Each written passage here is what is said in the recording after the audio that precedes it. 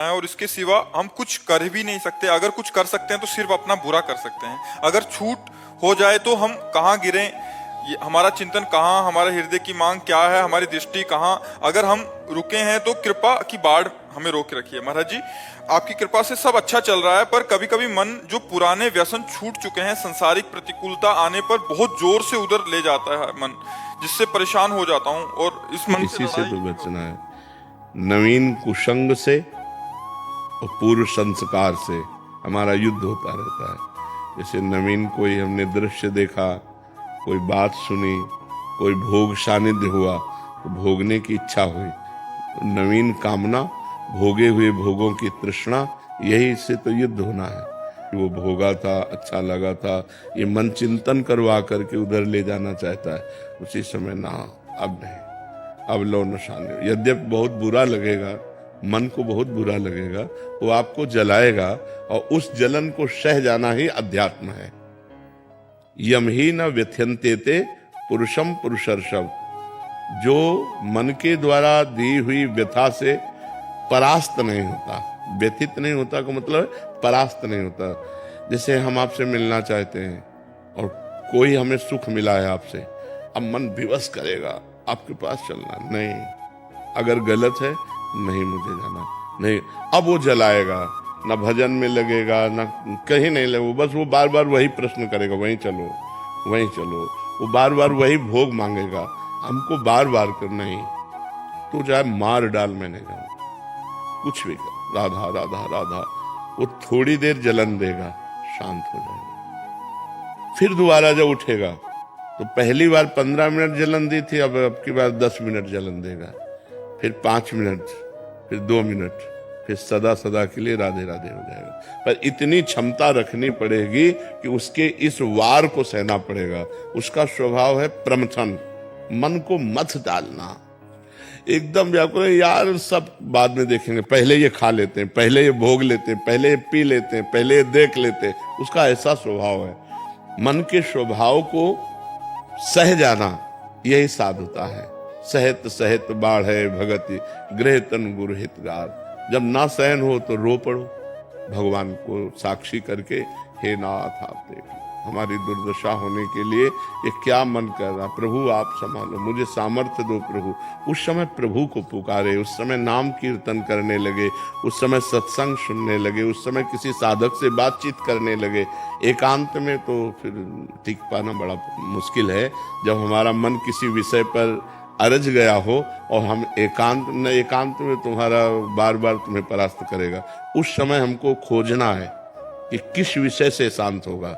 कोई शास्त्र स्वाध्याय, कोई सत्संग सुनना, किसी साधक के पास बैठ जाना, कुछ नहीं है तो जोर जोर से भगवान को पुकारना, राधा राधा किशोरी जू, हे लाल जू, हे प्रभु मुझे बचाओ, मेरा मन ऐसे। क्योंकि इसको सहना बहुत कठिन है। बातें बना लेना, उपदेश दे लेना, उपदेश सुन लेना सब सरल है, लेकिन जब ये हठीला मन किसी विषय पर हट कर लेता है कि मुझे ये चाहिए, मुझे ये भोगना है, फिर बड़ा मुश्किल हो। फिर तो मतलब घबराहट पैदा कर देगा, भारी जलन पैदा कर देगा, व्यथा पैदा कर देगा, कहीं लगेगा नहीं तो आपको भी बुद्धि सलाह देगी, अरे कर लो, आज के बाद कभी नहीं करेंगे, पर आज कर देंगे, शांत तो हो जाएगा मन, बस मर गए, अब फंसा लिया। फिर शांति जब होगी ना तो कहेगा कि नहीं करूंगा, पर पुनः जब संकल्प भरेगा तो तुम लड़ नहीं पाओगे, तुरंत वही करना पड़ेगा। फिर 2-4 बार हारने के बाद मन क्या कहेगा, अब तुम जीत सकते ही नहीं, लगे रहो इसी में। फिर वो जीव कि यार साल भर तो हमने छोड़ा था, फिर यार हम नहीं छोड़ पाए, फिर हम गिर गए। पहला जो विषय छोड़ा है उसको चांस मत दो, अगर चांस दिया तो फिर तुम्हें चांस नहीं देगा वो जीतने का, ये पक्का समझ लो। पूरा जीवन का जीवन निकाल देगा और आपकी हिम्मत नहीं पड़ेगी कि उससे आप लड़ सको। और एक बार लड़ना सीख गए, एक बार परास्त कर दिया तो आपके अंदर आनंद उठेगा कि यार वो बात से हम बच गए, वो बात से हम बच गए। तो आप हर बात जो बुरी है उसको आप परास्त कर देंगे। ये अध्यात्म की बात है। थोड़ा इसमें सहन करना सीखना पड़ेगा। तितिक्षु भगवान आज्ञा करते हैं, मात्रा स्पर्शास्तु कौन्ते शीतोष्ण सुख दुखदा। ये जो है आगमा पाइनो अनित्यास्तास तितिक्षस्व भारत, ये आगमा पाइना आने जाने वाले हैं, इनको तास तितिक्षस्व भारत, इनको सह। मात्रा स्पर्शास्तु कौन्ते शीतोष्ण सुख दुख। ये जो गर्मी सर्दी अनुकूलता प्रतिकूलता लाभ हानि ये नाना प्रकार की ये आने जाने वाली हैं, काम क्रोध लोभ ये वृत्तियां आने जाने वाली टिकने वाली नहीं। इसलिए हे अर्जुन तुम इनको सहन करो, ये भोगने से नहीं शांत होंगे। और हमारी इंद्रियां चंचल हैं और मन इंद्रियों के अधीन है और बुद्धि मन के अधीन है, तो वो भी सलाह देती भोग लो। और अगर बुद्धि भगवान में लगी हुई है तो वो कहेगी नहीं गलत है, हम नहीं करने देंगे। तो अगर बुद्धि ना कर दे तो मन कुछ नहीं कर सकता फिर। लेकिन मन इतना बलवान है कि वो बुद्धि को अपने अधीन करा के दस्तखत करवा लेता है और इंद्रियों के साथ भी मनमानी विचरण करता है। इसलिए खूब नाम जप करो, सत्संग सुनो और सहन करना सीखो। जो सहन कर गया वही आगे बढ़ गया, जो टूट गया वो बिखर गया संसार में। अभी 6-7 दिन पहले ऐसे ही हुआ था कि मतलब जो व्यसन छूट चुके हैं पूरी तरीके से, तो कुछ ऐसी चीज़ें हुई, किसी से बातचीत कहा सुनी हो गई, तो मन बार बार उसी चीज़ों में ले जा रहा था पूरा। तो मतलब जैसे आप कहते हैं कि विचार आएगा फिर संस्कार बनाएगा फिर संकल्प होता है, तो वो हो ही गया था। फिर मुझे लगा अब मैं भ्रष्ट हो जाऊंगा तो भगवान से ये प्रभु अब नहीं हो पा रहा है हमसे, हम भ्रष्ट हो जाएंगे।